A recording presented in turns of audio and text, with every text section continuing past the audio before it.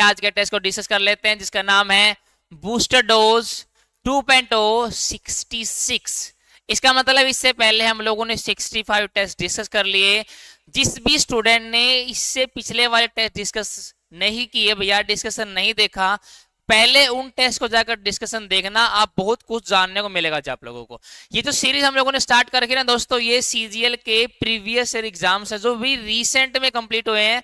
आपको इन टेस्ट को अटेम्प्ट करके पता लगेगा कि हाँ किस टाइप के क्वेश्चंस आते हैं और हमें कैसे अटेम्प्ट करने हैं दोस्तों जी। ठीक है जी, चलिए बिना देरी करते हुए आज के टेस्ट को डिस्कस करना स्टार्ट करते हैं जी। आज की क्लास का पहला क्वेश्चन आपके सामने है one word substitution, sorry substitute करना हम लोगों को गिवन फ्रेज को दोस्तों जी। While washing your hands, rub them together for 20 seconds to remove microbes on them. ये बोला कि जब आप अपने हाथ को धो रहे हो, करना क्या है, उनको रब करना है टुगेदर फॉर 20 सेकेंड ऐसे, और क्या करने के लिए, टू रिमूव द माइक्रोब्स, जो छोटे माइक्रो पार्टिकल्स होते हैं ना, उनको रिमूव करने के लिए ऑन देम। एक बार ऑप्शन को देखना जरा दोस्तों, हम लोगों ने लिखे ऑन प्रीपोजिशन, प्रीपोजिशन के बाद क्या आना चाहिए, ऑब्जेक्ट, ऑब्जेक्ट गिवन ही नहीं है भैया, दे तो हमारा सब्जेक्टिव केस होता है ना जी, देर हमारा पजेसिव एडजेक्टिव होता है, इसके बाद हमें क्या लिखना पड़ेगा दोस्तों, नाउन लिखना पड़ेगा। और ये जो दोज होता है ना, ये सेंटेंस में तब रेफर करते हैं हम लोग सेंटेंस में जब फर्स्ट पर्सन, सेकंड पर्सन और थर्ड पर्सन तीनों को रेफर करना हो दोस्तों। तो सेंटेंस में हमें पता है कि यहाँ पे किसको रेफर किया जा रहा है, हैंड्स को, तो हैंड्स के लिए यहाँ पे क्या यूज कर लिया, देम। दैट्स वाई हमारा आंसर क्या बनेगा दोस्तों, नो सब्स्टिट्यूशन रिक्वायर्ड। ठीक है जी, तो आगे बढ़ते हैं। Second question we have is the voice of the question. Free का नंबर है जी, फ्री के नंबर के लिए बस चेक क्या करना है आप लोगों को, वर्ब कौन सी है, इज एडवाइजिंग वर्ब आ गई ना, प्रेजेंट कंटिन्यूस टेंस है, प्रेजेंट कंटिन्यूस टेंस का वॉइस पैसिव वॉइस बनेगा बीइंग लगाकर, बीइंग प्लस वर्ब की थर्ड फॉर्म बनेगा ना, प्रेजेंट के बाद वर तो आएगा ही नहीं, हैव नहीं आएगा, ना ही वर आएगा। अरे यार ये तो बहुत इजी था भैया, निहायत ही इजी था ये वाला तो जी, इसलिए हमारा आंसर क्या बनेगा दोस्तों, यहाँ पे सेकंड वाला राइट आंसर बनेगा जी।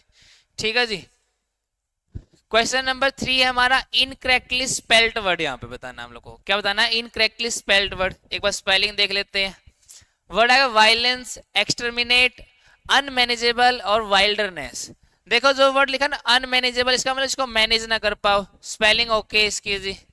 एक्सटर्मिनेट का मतलब होता है किसी भी चीज को डिस्ट्रॉय कर देना कंप्लीटली जी, इसका मीनिंग होगा डिस्ट्रॉय कंप्लीटली। फिर हमारे पास है वाइल्डरनेस, वाइल्डरनेस का मतलब होता है जंगल को रेफर करने के लिए यूज करते हैं जी, फॉरेस्ट को रेफर करने के लिए जी। ठीक है जी, एक ऐसा एरिया जिसको सुनसान छोड़ दिया है, उस सुनसान जगह को भी रेफर करने के लिए वाइल्डरनेस यूज कर पाएंगे। स्पेलिंग इसकी भी ओके है, वायलेंस की स्पेलिंग गलत कर दी भैया, ये वाली बहुत बार रिपीट हो चुकी, ध्यान रखना इस वाली स्पेलिंग का दोस्तों। ठीक है जी, तो वायलेंस की स्पेलिंग में होता है क्या है कि VIO आता है जी, बस ये ध्यान रखना, वायलेंस की स्पेलिंग है VIO, LENC सभी को पता होता है जी, ये बात ध्यान रखोगे आप लोग, फर्स्ट हमारा बनेगा राइट आंसर जी। आगे बढ़ते हैं, नरेशन ऑफ क्वेश्चन आ गया जी, फ्री के नंबर ये वाले भी हैं। यहाँ पे लिखा है everything is going to be alright said the doctor. Said का मतलब आपकी सेकंड फॉर्म पास्ट हो गया, इसका मतलब इसका टेंस चेंज होगा, तो इसकी जगह वोज लिखना पड़ेगा। देख लें वोज किसके अंदर है, विल नहीं आएगा, आर नहीं आएगा, इज नहीं आएगा, एक ही ऑप्शन दोस्तों, एक ही ऑप्शन है हमारे पास जो आंसर हो सकता है हमारा जी। ठीक है जी, निहायत इजी था ये वाला भी। आगे बढ़ते हैं, वन वर्ड सब्स्टिट्यूशन वाला क्वेश्चन आ गया जी, देखते हैं इसको एक बार जरा। A herd or flock of animal being driven in a body, मतलब एक झुंड और एक ग्रुप एनिमल्स का जिसको being driven किया जा रहा है, ड्राइव किया जा रहा है, उसको लेके जाया जा रहा है कहाँ पे, इन अ बॉडी, एक ग्रुप में कहीं पे ले जा रहे हैं दोस्तों। जैसे भेड़ को चराने वाले होते हैं ना, वो रोड के एक ही साइड में चलते हैं दोस्तों, रोड के एक ही साइड में लेके चलते हैं, इसका मतलब ये वाला, इसी वाला मीनिंग हमें चाहिए कि एक झुंड को या उनके एनिमल्स के ग्रुप को एक साइड में क्या किया, ड्रीवन किया जा रहा है इन बॉडी, एक ही ग्रुप में दोस्तों, क्या बोलेंगे उसको, देखते हैं। क्राउड तो दोस्तों पर्सन का होता है, भीड़ को बोलते हैं। थ्रोंग का मतलब होता है दोस्तों उस भीड़ से भरा हुआ होना, जैसे मान लो कमरा हो गया, कमरे में बहुत सारे स्टूडेंट्स आ गए ना, तो ये कमरा थ्रोंग्ड होगा डियर, क्या होगा, थ्रोंग्ड। तो किसी चीज से ठसाठस भरा होना चाहिए, उसको बोलते हैं थ्रोंग। क्लस्टर का मतलब होता है गुच्छा भैया, समूह को भी बोल पाएंगे, ग्रुप को भी रेफर करते हैं क्लस्टर। ये जो वो ड्रोव है ना, इसका मतलब होता है किसी भी ग्रुप को, चाहे एनिमल का हो, चाहे वो किसी भी पर्सन का हो, चाहे किसी स्टूडेंट का, कैंडिडेट का हो, आप अपने अकॉर्डिंग डायरेक्शन दे रहे हो, उनको रेफर करने के लिए यूज करते हैं ड्रोव। इसका मतलब आप उनको क्या कर रहे हो, ड्राइव कर रहे हो जी। अगर आप डायरेक्शन दे रहे हो इसका मतलब ड्राइव कर रहे हो, तो आंसर बनेगा ड्रोव दोस्तों हमारा। क्या बनेगा जी, ड्रोव। ड्रोव, तो ड्रोव बोलते हैं जिस ग्रुप को डायरेक्शन दी जा रही दोस्तों वहां पे, ठीक है जी। इसलिए आंसर बनेगा फर्स्ट वाला जी। आगे बढ़ते हैं। बहुत अच्छे वर्ड थे भैया, चारों को ध्यान रखना आप लोगों को। ड्रोव, क्राउड, थ्रोंग और क्लस्टर, चारों वर्ड इंपॉर्टेंट हमारे लिए। नेक्स्ट देखते हैं antonym of the given word. Antonym देखते हैं ग्रेजुअल। ग्रेजुअल का मतलब धीरे धीरे भैया, ग्रेजुअल का मतलब स्लोली। इसका एंटोनिम बताना है। जेंटल का मतलब भी वह धीरे धीरे होता है। रेगुलर का मतलब जो लगातार है जी। स्लो का मतलब स्लोली आया गया। अब्रप्ट का मतलब होता है सडन, एकदम से भैया। इसमें क्या है, स्लोली चल रहा है, इसमें क्या भी है, एकदम से हो गया। तो एंटोनिम क्या बनेगा दोस्तों हमारा, सेकंड वाला बनेगा जी, अब्रप्ट। ठीक है जी, बहुत इजी वर्ड था ये वाले, चारों वर्ड नए नहीं थे, पढ़ रखे हैं जी हम लोग को, पता है कि आंसर क्या आएगा, सेकंड वाला जी। Next question we have is fill in the blank, हमें करना दोस्तों यहाँ पे। तो देखते हैं एक बार। India is formally moving ahead to dash 21 MiG-29 and 12 Sukhoi 30 MKI fighters from Russia along with upgrades of their existing fleets। मतलब इसने मूविंग अहेड किया है, सोच रही है करने का, क्या करने का, डैश करने का, ये वाला प्लेन और वो वाला फाइटर जेट कहां से, रशिया से, और उसके पास जो पहले से फ्लीट्स है ना उनको क्या करने के लिए, अपग्रेड करने के लिए दोस्तों। तो इंडिया ने क्या किया है, डैश किया है। अकम्प्लिश का मतलब होता है दोस्तों किसी काम को कंप्लीट कर लेना जी, ये होगा कंप्लीट करने वाला मीनिंग। प्रिक्योर का मतलब होता है उस चीज को गेट कर लेना by effort, get by efforts. ठीक है जी। अचीव का मतलब होता है कोई चीज कंप्लीट करना बाय हार्ड वर्क। अचीव मेरे अकम्प्लिश में फर्क सिर्फ इतना होता है, इसमें हार्ड वर्क इंक्लूड होता है जी, complete by hard work. Advance का मतलब आगे बढ़ना, मूव फॉरवर्ड। ठीक है जी। तो एक बात मुझे बताओ, अगर रशिया से दूसरे देश से क्या लेना है भैया, ये वाले जेट लेने ना, फाइटर जेट लेने, तो क्या करना पड़ेगा, आगे बढ़ना पड़ेगा, कंप्लीट करना पड़ेगा या गेट करना पड़ेगा एफर्ट से। ऑब्वियसली बात, हम लोग फाइटर जेट को यहाँ पे क्या करेंगे, प्रिक्योर करेंगे दोस्तों, उनसे लेंगे पैसे में जी। तो इस टाइप के सेंस के लिए हमें वर्ड यूज करना पड़ेगा प्रिक्योर। आप लोगों ने देखा कई बार प्रिक्योरमेंट एक वर्ड होता है, प्रिक्योरमेंट का मतलब जुटाना, कहीं से इकट्ठा करके अपने पास लेके आना दोस्तों, उसको बोलते हैं प्रिक्योरमेंट जी। ठीक है जी, तो वही वाला वर्ड चाहिए हम लोगों को, प्रिक्योर आएगा दोस्तों जी। ठीक है जी, आगे बढ़ते हैं। ग्रामेटिकल एरर वाला क्वेश्चन आ गया जी, देखते हैं जी। Had you not reach in time we will have lost our life. अगर आप लोगों ने कंडीशनल सीखे है ना, अगर सब्जेक्ट से पहले हम लोग हैड यूज कर लें, हेल्पिंग वर्ब, और उसके बाद वर्ब की थर्ड फॉर्म यूज कर ले, इसका मतलब इफ इसके अंदर पहले से इंक्लूडेड होता है, और ये होता है हमारा क्लोज कंडीशनल जी, जिसको थर्ड कंडीशनल बोलते हैं हम लोग।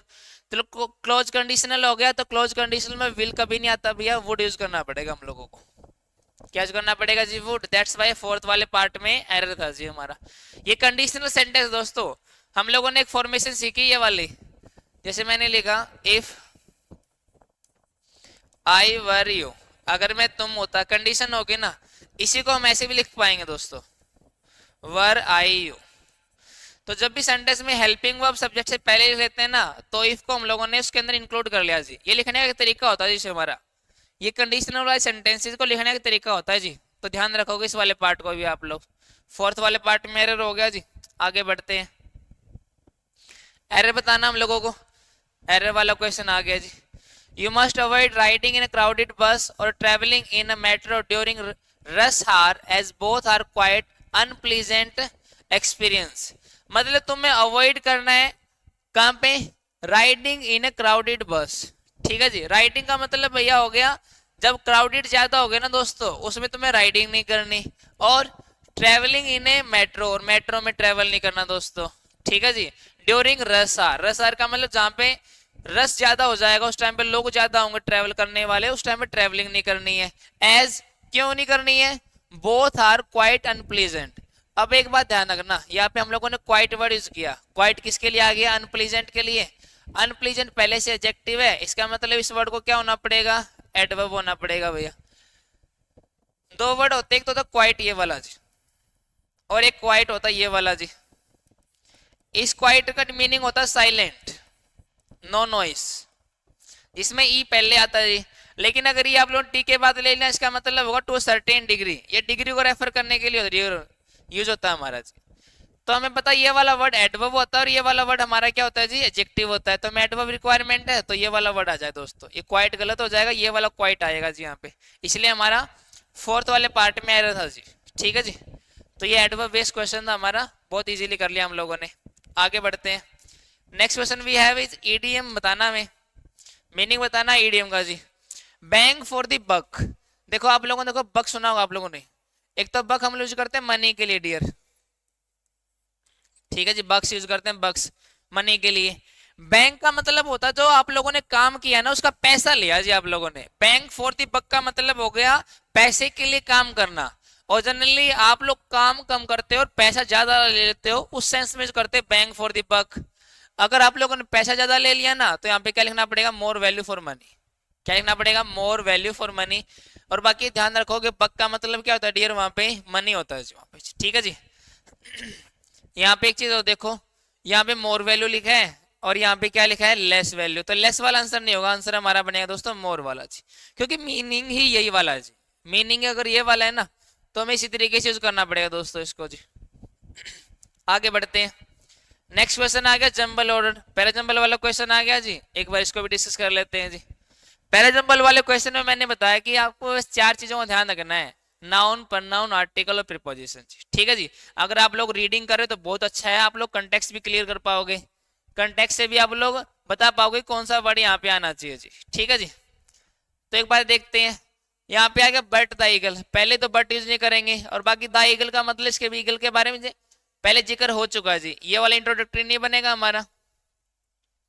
द बीटल देयरफॉर, देयरफॉर कब यूज करते हैं, जब हमें रिजल्ट देना होता है जी, इसका मतलब कहीं पे कोई ना कोई खोज रहा होगा तभी रिजल्ट दोगे ना। और आर्टिकल भी यूज कर लिया आप लोगों ने बीटल के साथ, इट मींस इसका जिक्र हो चुका, ये वाला भी नहीं बनेगा first. When the eagle flu away, यहाँ पे भी आर्टिकल आ गया, द किसके लिए, ईगल के लिए, इट मींस इसका जिक्र हो चुका है, ये भी नहीं बनेगा आंसर हमारा। इसलिए पता लग गया कि यहाँ पे एन ईगल लिखा हमारा, इसका इंट्रोडक्शन यहाँ पे हुआ है, और यहाँ पे लिखा अ हेयर, इसका मतलब हमारा डी वाला पार्ट दोस्तों फर्स्ट बनेगा, उसके बाद आएंगे सारे हमारे पार्ट। अगर ये वाली बात सच्ची है तो हमारा फोर्थ वाला भी आंसर गलत हो गया, और ये वाला ऑप्शन भी क्या होगा दोस्तों, गलत हो गया जी, ठीक है जी। अब हमारे पास बचे ऑप्शन 2 और 3, सेकंड और थर्ड हमारे पास ऑप्शन है, कोई भी एक ट्राई कर लो, आपको आंसर मिल जाएगा वहां पे। मान लो सेकंड वाला ट्राई किया हम लोगों ने, डी बी ए सी, तो डी पढ़ते पहले एक बार, a hare being pursued by an eagle took himself for refuge to the nest of a beetle who he begged to save him. एक खरगोश ने जिसको परस्यू किया जा रहा था, जिसको फॉलो कौन कर रहा था, एक बाज फॉलो कर रहा है दोस्तों, उस खरगोश ने क्या किया दोस्तों, शरण हासिल की, किसकी, टू द नेस्ट, किसके घोंसले में, अ बीटल, बीटल का मतलब होता है भैया एक मतलब इंसेक्ट होता है डियर, ये वाला चीज, ठीक है जी। उसके घोंसले में शरण ले ली, whom he begged to save him, जिससे उसने क्या किया भैया, भीख मांगी उसको बचाने की, किससे, बीटल से। किसने मांगी, इस हेयर ने मानी कि मेरे को बचा लो भैया, पीछे बाज पड़ा हुआ मेरे। फिर आगे ऑप्शन बी, बी में कह रहे हैं the beetle therefore intercede with the eagle, intercede का मतलब होता है दोस्तों निगोशिएट करना, क्या करना, निगोशिएट करना,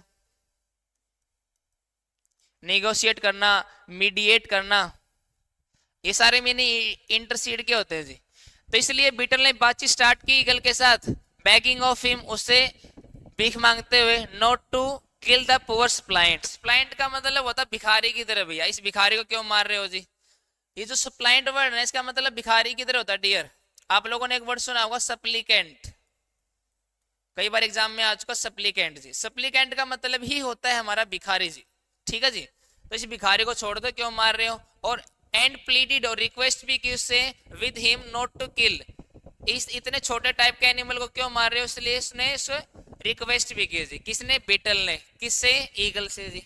बी आ गया, उसके बाद ए, but the eagle in wrath, wrath का मतलब एंगर भैया, रेथ का मतलब होता है एंगर, लेकिन जो बाज था भैया गुस्से में था, उसने क्या किया, बीटल को एक फ्लैग में लिया, flap of his wing, give the beetle a flap of his, उसने अपने पंखों ऐसे घुमा दिया भैया, वो तो इंसेक्ट था, हवा के मारे उस साइड गिर गया वो deer, and straight away seize, seize का मतलब पकड़ लिया, किसके ऊपर, खरगोश को पकड़ लिया डियर वहां पे, एंड डिवोर्ड हिम, डिवोर्ड का मतलब खा गया दोस्तों उसको, क्या कर गया, निगल गया एकदम से जी, ठीक है जी। फिर क्या किया, when the eagle flu away, जैसे ही क्या वो बाज बाहर मतलब दूसरी साइड भाग गया या वहां से उड़ गया दोस्तों, the beetle flew after him, और बीटल भी उसके पीछे पीछे क्या करने लग गया, उड़ने लग गया, to learn where his nest was, क्या करने के लिए कि उसका नेस्ट कहाँ पे है, अगर नेस्ट पे जाएगा तो वहीं पे रखेगा खरगोश को और मैं वहां से ले आऊंगा दोस्तों इसको जी। तो हमें पता लग गया कि ये वाली इंफॉर्मेशन सही बता रहा है DBAC, तो इस वाले को चेक करने की जरूरत नहीं, आंसर हमारा क्या बनेगा दोस्तों, सेकंड वाला जी। तो निहायत इजी था, इतना मुश्किल भी नहीं था, ठीक है जी, एक स्टोरी की तरह गिवन है यार। हमें पता लग गया डी वाला स्टार्टिंग बनेगा, दो ऑप्शन तो वैसे नेगलेक्ट हो गए, एक ऑप्शन को चेक करते हैं आंसर ही मिल जाएगा जी। तो नेगलेक्शन या एलिमिनेशन बहुत जरूरी जी इस टाइप के क्वेश्चन करते टाइम, ठीक है जी, ये बात ध्यान रखोगे आप।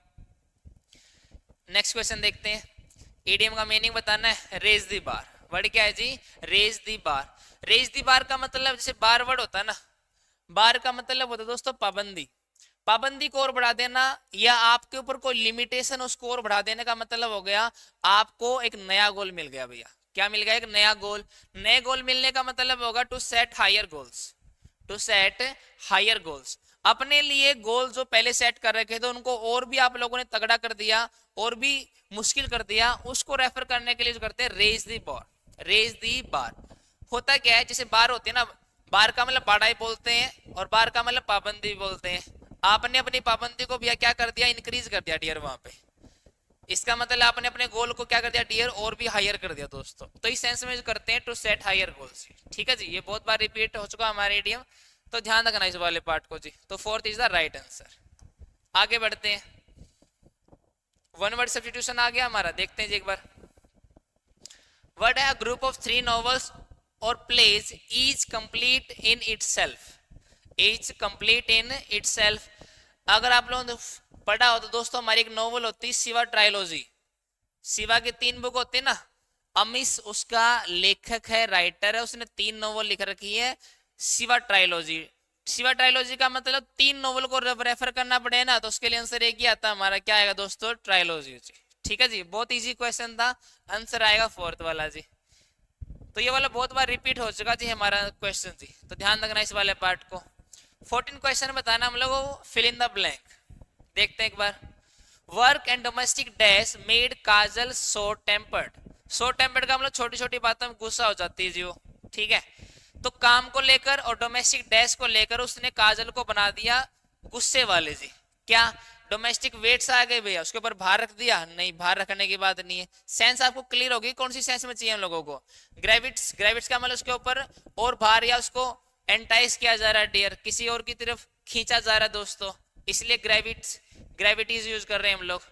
डोमेस्टिक ग्रेविटीज यहाँ पे गलत हो जाए, ग्रेविटी का मतलब होगा दोस्तों किसी चीज की गंभीरता, तो डोमेस्टिक ग्रेविटी नहीं होती दोस्तों, ना ही डोमेस्टिक फोर्स होती, डोमेस्टिक प्रेशर होता है जी, घर वालों जिसके ऊपर प्रेशर डालते कि ये कर वो नहीं कर, ये नहीं करना वो नहीं करना, तो वो डोमेस्टिक होता घरेलू, तो घरेलू के लिए की वर्ड यूज करते हैं घरेलू प्रेशर, तो डोमेस्टिक प्रेशर यूज करेंगे तो तीनों वर्ड गलत माने जाएंगे जी।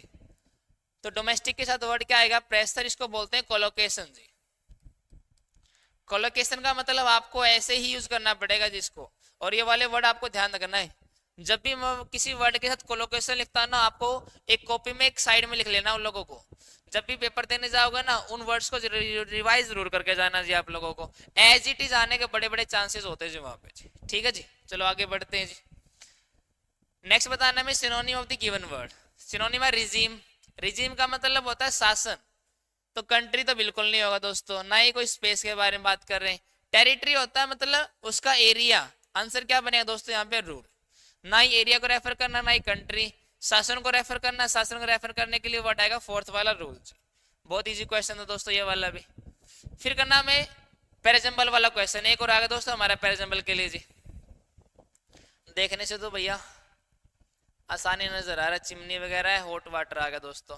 तो फंडा वही अप्लाई करना है इसके अंदर भी, कौन सा, नाउन, प्रोनाउन, आर्टिकल और प्रीपोजिशन वाला जी। पढ़ते एक बार, व्हेन वी गॉट नियर, जब पास पहुंचे। एक बार देखो यार, जब आप लोग इस इन्फॉर्मेशन को पढ़ोगे ना, व्हेन वी गॉट नियर, आपको लग रहा है कि ये वाली इन्फॉर्मेशन फर्स्ट हो सकती है, जब हम पास पहुंचे, इसका मतलब कोई सिचुएशन रही होगी कि जब उसके पास गए जी, इसका मतलब पहले कुछ ना कुछ हो चुका है ना, तभी उसके पास जाएंगे दोस्तों, इसलिए हमारा फर्स्ट सेंटेंस नहीं हो सकता जी। We saw in the distance a great column of smoke, थोड़ी दूर हम लोगों ने एक धुआं दिखा भैया, धुआं उठता हुआ देखा दोस्तों, शायद ये हो सकता है।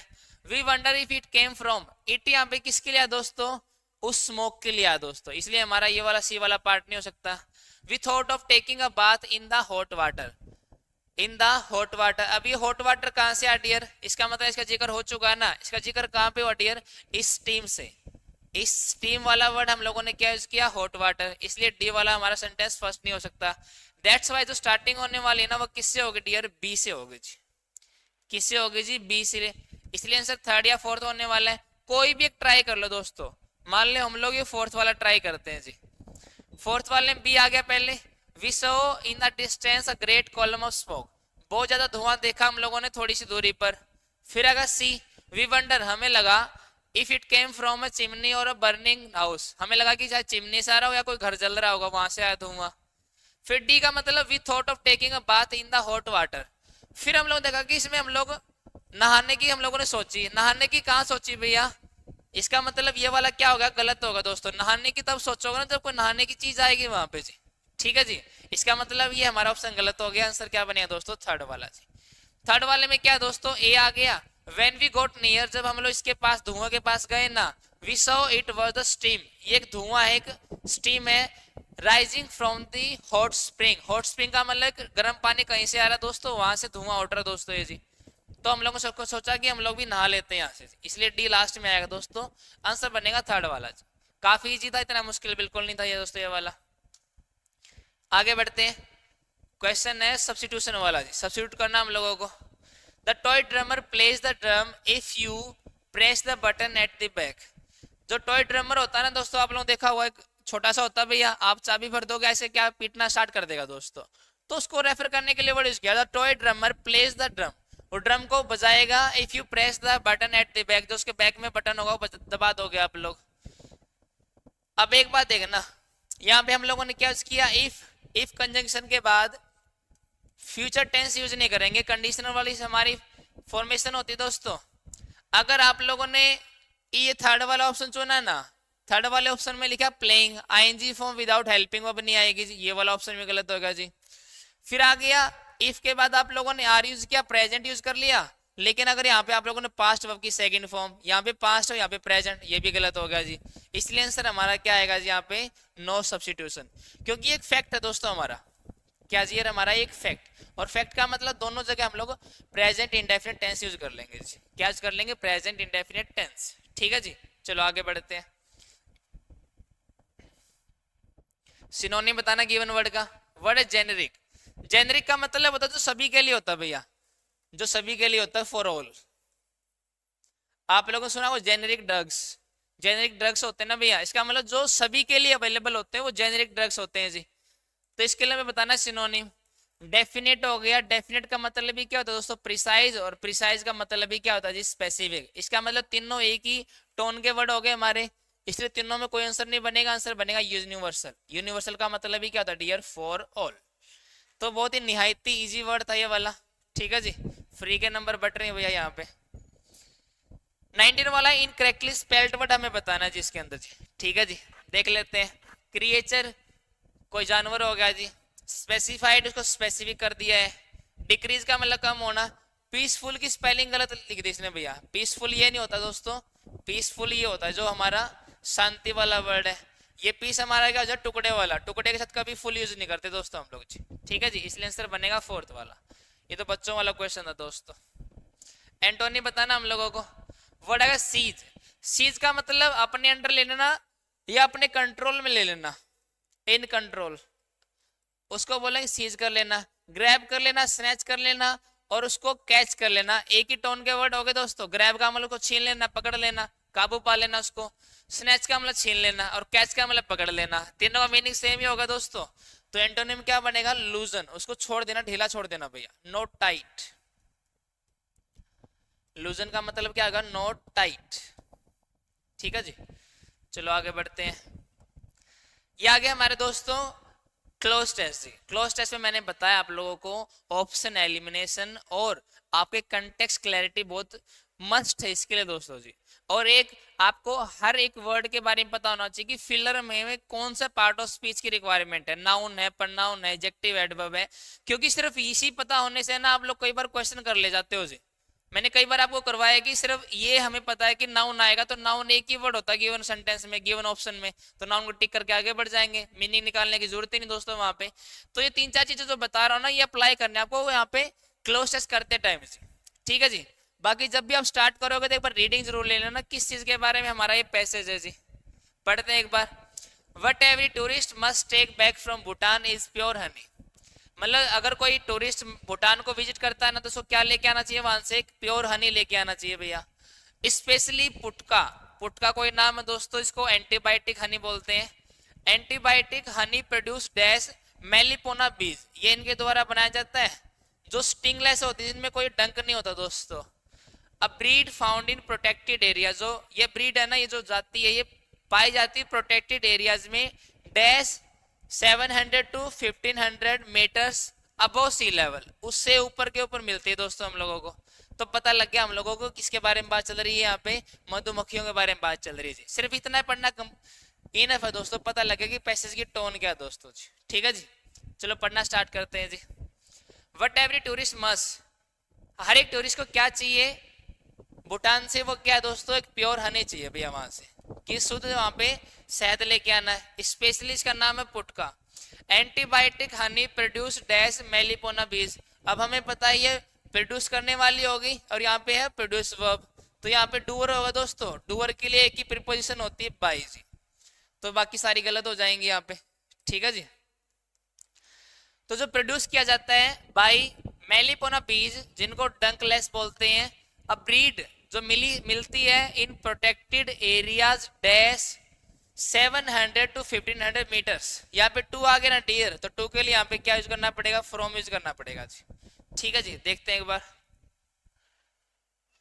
आफ्टर का मतलब बाद में, बाद नहीं आएगा भैया। अमंग का मतलब होता है तीन के बीच में जी, तो दो की बात चल रही वैसे देख लो। मिडस का मतलब होता है बिटवीन, मतलब उसके बीच में दोस्तों, बिटवीन का यूज नहीं कर पाएंगे। मिडस का मतलब जैसे भीड़ होगी ना, भीड़ के बीच में कुछ रख दिया हम लोगों ने, तो इस सेंस में मिडस वर्ड यूज करते हैं जी। बाकी हमें यूज करना पड़ेगा यहाँ पे बिटवीन, बाकी फ्रॉम आना चाहिए। लेकिन कई बार क्या होता है, जब फ्रॉम मिसिंग होता है ना, तो बिटवीन का जो पेयर होता है ना, हम लोग किसके साथ बना लेते हैं जी? टू के साथ बना लेते हैं जी वहाँ पे। बाकी होता फ्रॉम और टू है जी। लेकिन हमें तो क्या चार ऑप्शन में से एप्रोप्रिएट ऑप्शन फाइंड करना है ना दोस्तों, तो यहाँ पे बिटवीन लगा के आगे बढ़ जाएंगे जी। जो मिलता हम लोगों को 700 to 1500 मीटर के बीच में मिलेगा दोस्तों सी लेवल के में।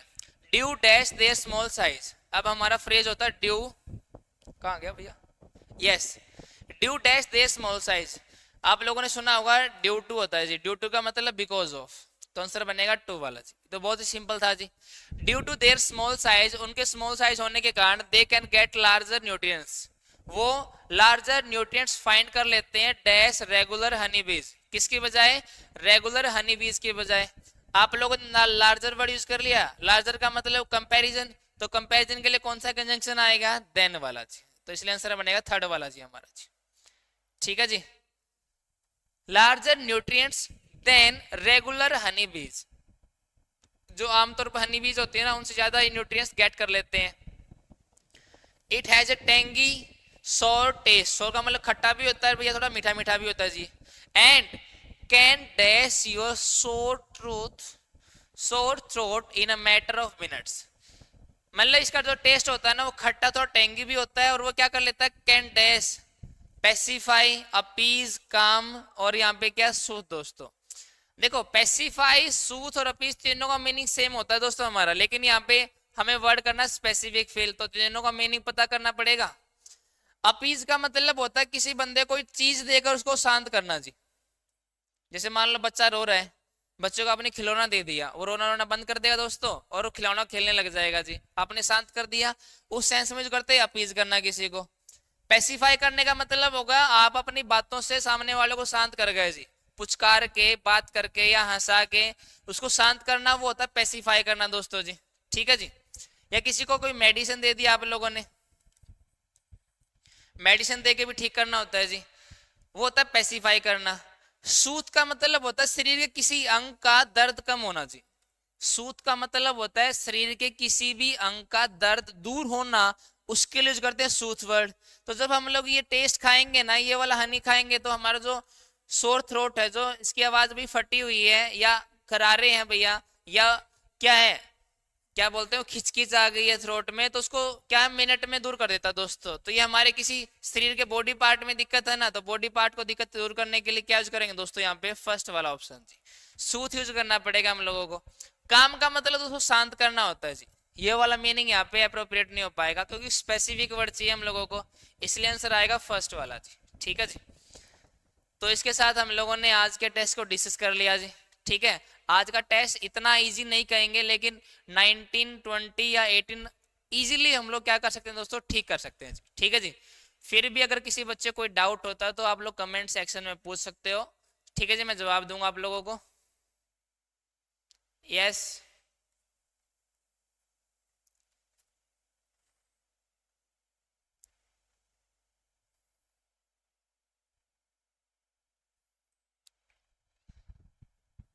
आई थिंक किसी बच्चे को कोई डाउट नजर नहीं आ रहा, तो आज के एपिसोड में हमें ये सीखना था जी। बाकी मिलते हैं नेक्स्ट एपिसोड में, तब तक के लिए थैंक यू फ्रेंड्स।